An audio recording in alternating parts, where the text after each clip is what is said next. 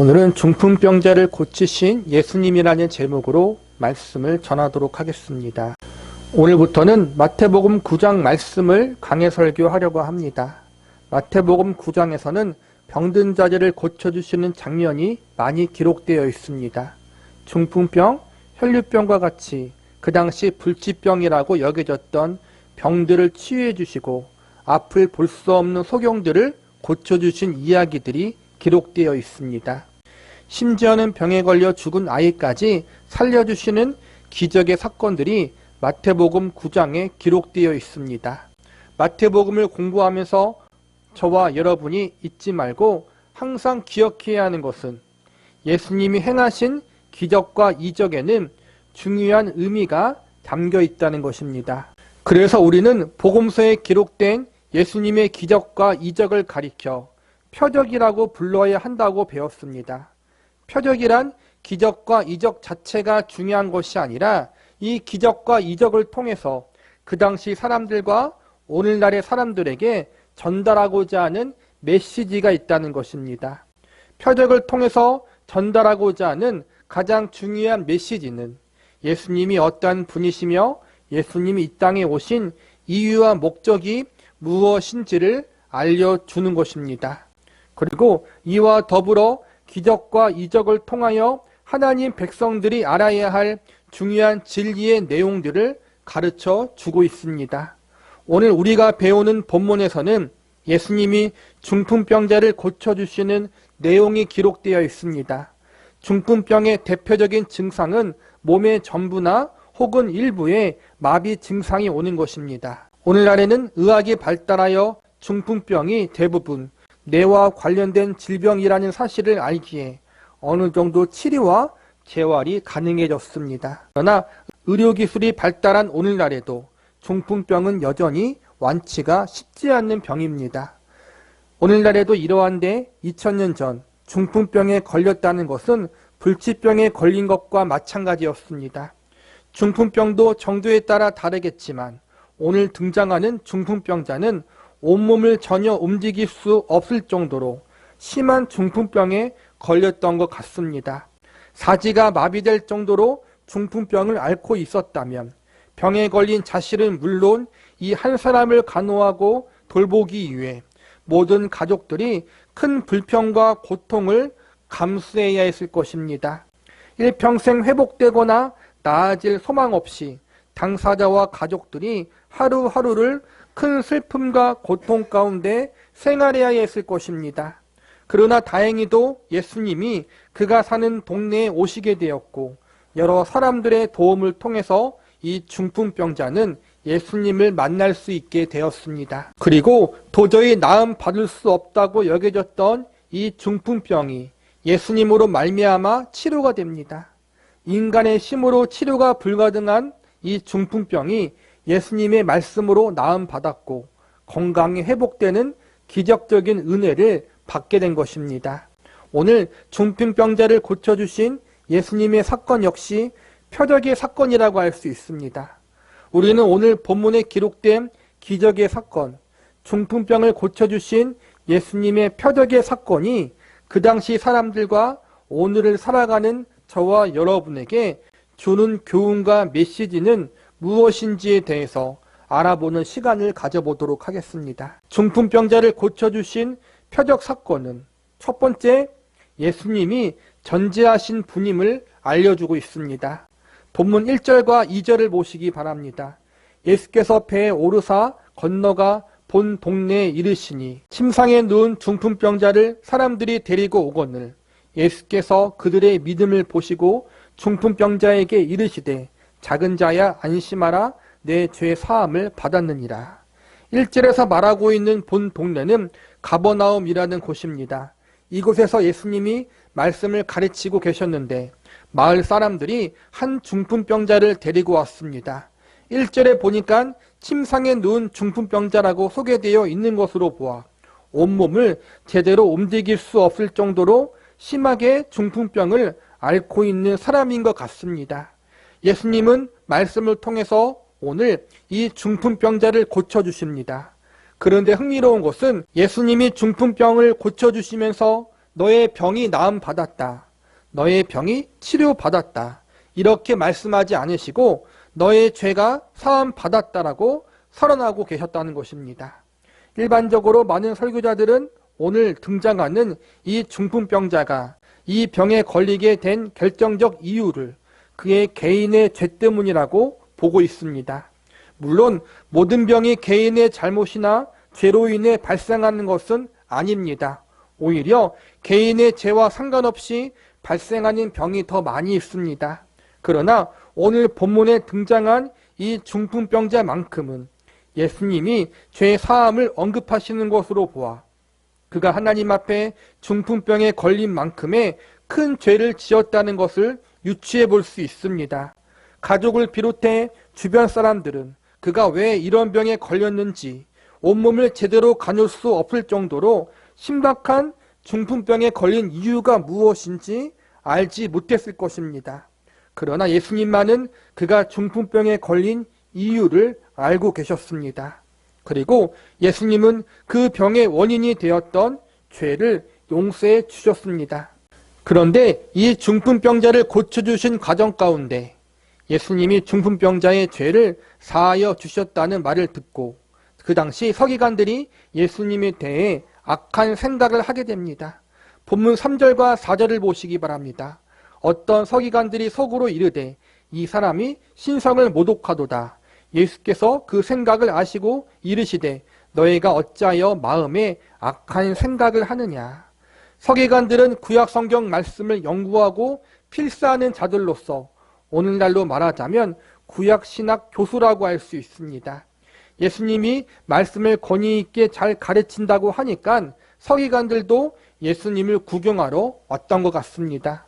그런데 예수님이 중풍병자를 고치시는 과정 가운데 죄 사함을 이야기하자 서기관들은 이것이 신성 모독이라고 생각합니다. 왜냐하면 구약 성경을 연구하는 자신들이 알기에는 사람의 죄를 용서하고 사할 수 있는 존재는 하나님밖에 없기 때문입니다. 그런데 지금 예수님이 중풍병자의 죄를 사해 주신다니 서기관들이 볼 때에는 무척이나 잘못된 일인 것입니다. 이런 서기관들의 속마음에 대해서 예수님이 알고 계셨습니다.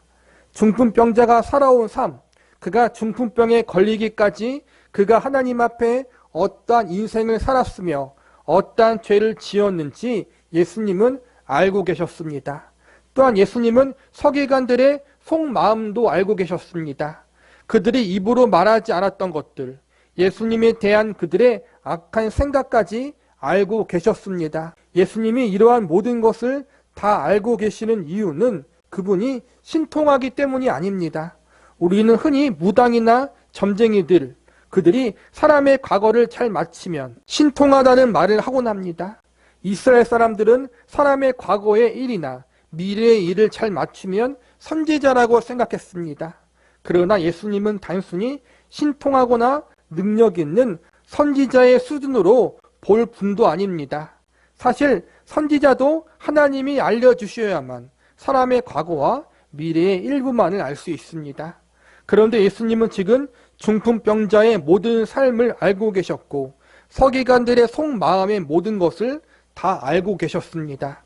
이는 예수님이 인간의 삶을 비롯해 그들의 속마음까지 생각까지 모든 것을 다 알고 계시는 전지하신 분임을 알려주고 있습니다. 전지하다는 것은 모든 것을 다 알고 있다는 의미를 가지고 있습니다. 전지하신 분은 이 세상에 딱 한 분밖에 없습니다. 그분은 바로 하나님이십니다. 즉 중풍병자의 인생을 들여다보시고 그의 죄를 사해 주시는 사건, 그리고 서기관들의 마음의 생각까지 다 알고 계신 이 사건을 통해 우리는 예수님이 전지하신 하나님과 동등되신 분임을 알 수 있는 것입니다. 중풍병자를 고쳐주신 표적 사건은 두 번째로 예수님이 전능하신 분임을 알려주고 있습니다. 그 당시 예수님은 인기가 많아서 예수님이 오신다는 소문만 들리면 많은 사람들이 몰려왔습니다. 그렇기 때문에 예수님이 계셨던 집은 자연스럽게 사람들이 많이 몰려왔고 늦게 온 사람은 도저히 예수님께 가까이 다가갈 수 없었습니다.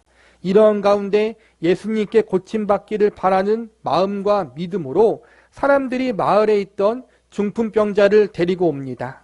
동일한 내용이 마가복음과 누가복음에 나와 있습니다.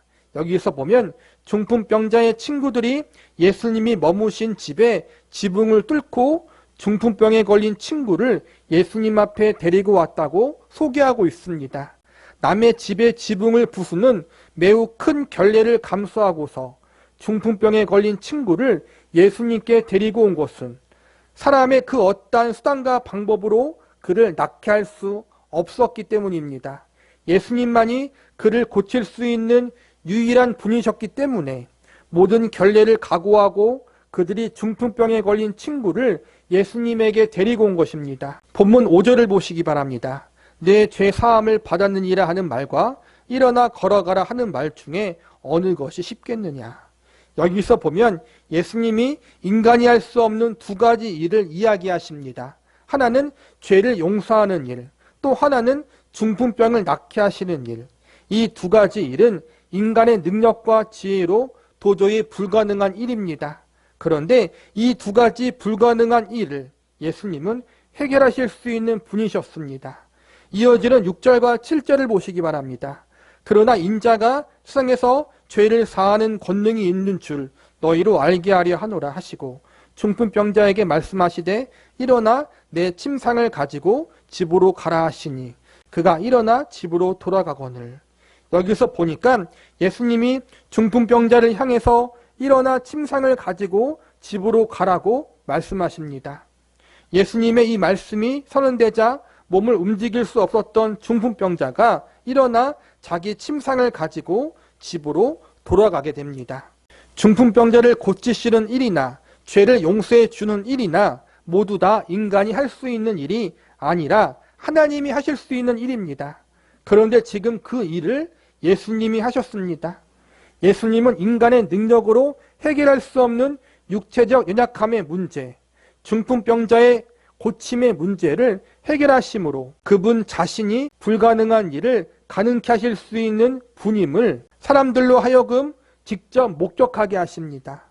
그리고 이 기적의 사건을 통해서 죄의 문제 역시 인간이 스스로 해결할 수 없지만 예수님만은 이 죄의 문제까지도 능히 해결하실 수 있는 분임을 알려주십니다.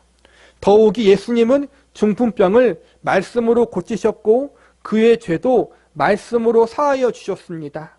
말씀으로 기적과 능력을 행하시는 것은 하나님만이 하실 수 있는 일입니다. 하나님의 태초의 말씀으로 천지를 창조하셨다는 것을 창세기는 증거하고 있습니다. 이처럼 말씀으로 중풍병자를 고치시고 그의 죄를 용서해 주신 사건을 통해서 예수님은 인간이 할 수 없는 일, 인간이 불가능하게 여겨지는 일을 가능케 하시는 전능하신 분임을 알려주고 있고 이는 곧 예수님이 하나님과 동등되신 분임을 우리에게 알려주고 있는 것입니다. 마지막으로 중풍병을 고쳐주신 표적의 사건은 예수님이 유일한 구세주가 되심을 알려주고 있습니다. 중풍병자의 인생을 알고 계시고 서기관들의 마음속 생각까지 다 꿰뚫어 보고 계시는 예수님, 중풍병자의 병을 고쳐주시고 그의 죄를 사해 주시는 예수님의 모습을 통해서 우리는 예수님이 전지전능하신 분임을 알 수 있습니다. 예수님은 단순히 능력이 뛰어난 인간, 하나님께 택함받은 위대한 하나님의 사람이 아니십니다. 그분은 모든 것을 다 아시고 모든 것을 다 가능케 하시는 전지전능하신 하나님과 동등되신 분이십니다. 저와 여러분이 믿고 섬기는 예수님, 우리의 믿음의 근원이요 구주가 되시는 예수님은 이처럼 하나님과 동등되신 전지전능한 분이시며 우리의 삶의 모든 것, 우리의 마음속 깊은 생각과 숨은 동기까지 모두 다 알고 계시는 분이라는 사실을 기억해야 합니다. 우리가 할 수 없는 일, 죄사함의 문제를 포함하여 세상의 모든 일을 다 가능케 하실 수 있는 분이 바로 우리가 믿고 섬기는 예수님이신 것입니다. 그리고 한 발 더 나아가 예수님은 인간들의 유일한 구세주가 되십니다. 하나님은 그분과 동등되신 예수님을 왜 이 땅에 보내신 것입니까?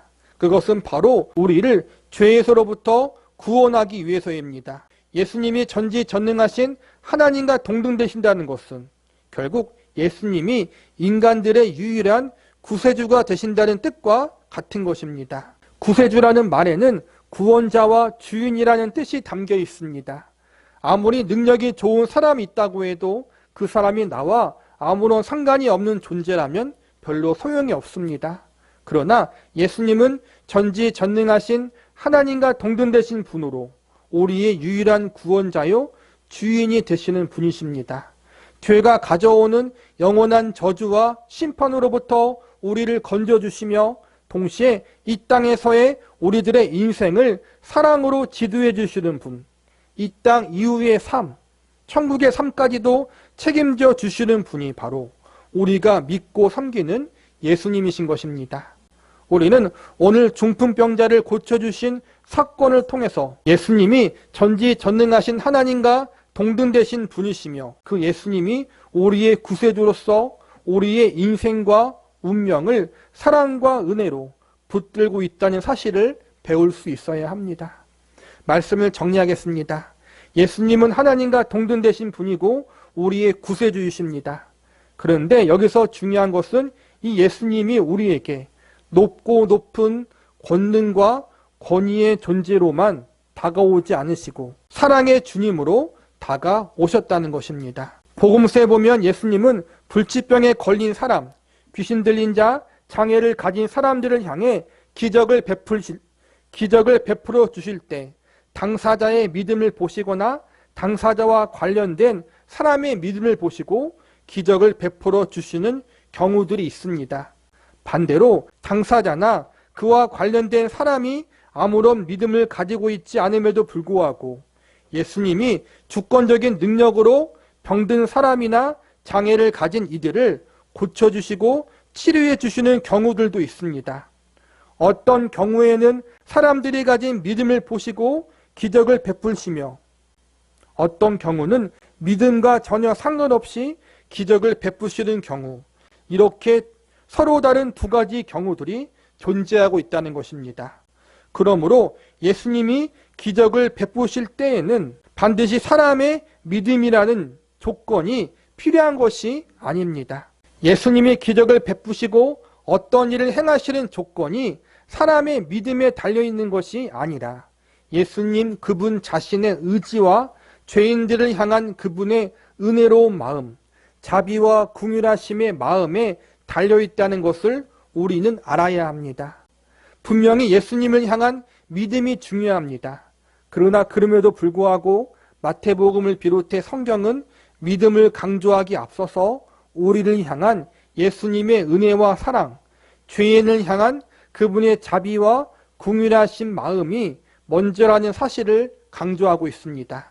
그리고 성경에서 가르치고 있는 믿음이란 것도 사실은 우리를 향한 예수님의 은혜와 사랑에 대한 신뢰와 의존입니다. 예수님을 향한 믿음의 본질은 우리를 향한 예수님의 사랑과 은혜가 한이 없다는 사실을 깨닫고 그 예수님을 전심으로 의존하고 신뢰하는 것입니다. 본문 1절을 다시 보시기 바랍니다. 예수께서 배에 오르사 건너가 본 동네에 이르시니 이스라엘 민족이 살고 있던 팔레스타인 지역은 갈릴리 호수를 중심으로 여러 마을과 도시들이 자리 잡고 있었습니다. 그 당시 이스라엘 지역과 팔레스타인 지역 대부분이 산악 지역이기 때문에 걸어서 마을과 마을, 도시와 도시 지역을 이동하는 것은 오랜 시간이 걸렸을 것입니다. 그래서 예수님은 갈릴리 호수에서 배를 타고 여러 지방을 빠르게 이동하시면서 사역을 감당하셨습니다. 그리고 갈릴리 호수 서편에 위치한 가버나움이라는 동네를 중심으로 하여 상당 기간 활동하셨습니다. 예수님이 꽤 오랜 시간 동안 이곳을 중심으로 활동하셨기 때문에 이 지역 사람들은 다른 지역 사람들보다 예수님의 말씀과 가르침을 더 많이 들을 수 있었고 예수님이 행하신 기적과 이적도 더 많이 목격할 수 있었습니다. 그런데 다른 지역보다 예수님이 권능을 더 많이 베푸셨음에도 불구하고 가버나움 지역의 대부분 사람들은 예수님을 믿지 않았고 회개하지도 않았습니다. 그래서 예수님은 가버나움을 향해서 책망의 말씀과 엄중한 심판의 말씀을 선포하십니다. 그러나 다행인 것은 소수지만 그 가운데에서 예수님을 믿고 예수님께 은혜를 받은 사람들이 존재하고 있었다는 것입니다. 사실 역사적으로 구원의 역사를 경험한 사람은 언제나 다수가 아니라 소수였습니다. 오늘날 전 세계에 복음이 선포되고 있습니다. 특별히 우리나라와 같이 복음이 많이 증거되고 선포되는 곳, 교회가 많이 세워진 곳은 전 세계적으로 드뭅니다. 우리는 대부분 어느 곳에 살든지 마음만 먹으면 교회 갈 수 있고 마음만 먹으면 언제든지 자유롭게 여러 방송 매체를 통해 복음의 말씀을 들을 수 있는 대한민국에 살고 있습니다. 대한민국에 사는 사람치곤 예수님을 믿어야 구원받는다는 복음의 소식을 안 들어본 사람은 없을 것입니다. 그러나 이러한 좋은 조건과 환경 속에서 전 세계 200여 개의 나라 중에서 가장 많은 교회와 복음의 소식을 전해드릴 수 있는 대한민국에 살면서도 하나님 앞에 회개하고 예수님을 참되게 믿는 사람은 언제나 소수에 불과합니다. 이것이 죄인들이 가지고 있는 한계요, 그만큼 죄인들 스스로 회개하고 예수님을 구세주로 믿는 것이 어렵다는 것을 알려주고 있습니다. 죄인들은 예수님의 필요성도 모르고 그들 자신이 죄인이라는 사실도 모릅니다. 구원의 필요성도 모르고 회개할 필요성도 모릅니다. 어찌 보면 서기관들의 생각, 예수님이 신선 모독자다라는 생각이 지극히 당연한 생각입니다. 가버나움의 대부분 사람들이 회개하지 않았던 것, 예수님을 믿지 않았던 것도 지극히 당연한 일입니다. 죄인인 인간들의 생각으로 예수님을 도저히 하나님의 아들이요 하나님이 보내주신 유일한 구원자라는 사실을 깨닫기는 불가능하기 때문입니다. 예수님을 구원자로 믿게 되고 받아들이게 된 것은 하나님이 주신 은혜가 먼저 선행되어 있어야 합니다. 우리도 마찬가지입니다. 믿지 않은 것, 회개하지 않은 것, 그것이 이상한 것이 아니라 믿는 것이 더 이상한 것입니다. 왜냐하면 인간의 생각과 방법으로는 도저히 예수님을 믿는 것이 불가능하고 그것이 인간의 관점으로 볼 때 더 이상한 일이기 때문입니다. 그래서 믿지 않은 게 지극히 당연한 것입니다. 그런데 그럼에도 불구하고 우리가 이 자리에 올 수 있었던 것은 우리가 잘 믿어서가 아니라 하나님의 자비하심과 긍휼하심, 그분의 은혜와 사랑이 먼저 전제되었기 때문임을 우리는 알고 겸손해야 합니다. 본문 8절을 보시기 바랍니다. 우리가 보고 두려워하며 이런 권능을 사람에게 주신 하나님께 영광을 돌리니라. 중풍병자가 고침받게 되는 기적적 사건을 통해서 사람들이 두려워하며 하나님께 영광을 돌렸다고 나와 있습니다. 두려워했다는 것은 하나님에 대한 겸손과 경외감을 가졌다는 것입니다.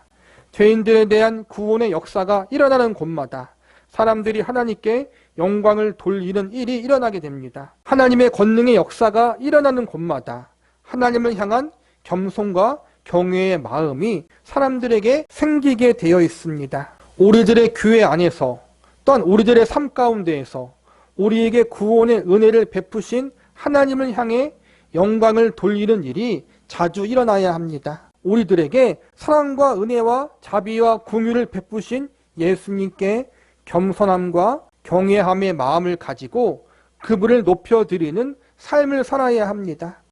중풍병자가 그의 죄를 용서함 받고 그의 병을 완전히 나음 받은 것은 예수님이 베푸신 놀라운 기적의 사건이었습니다.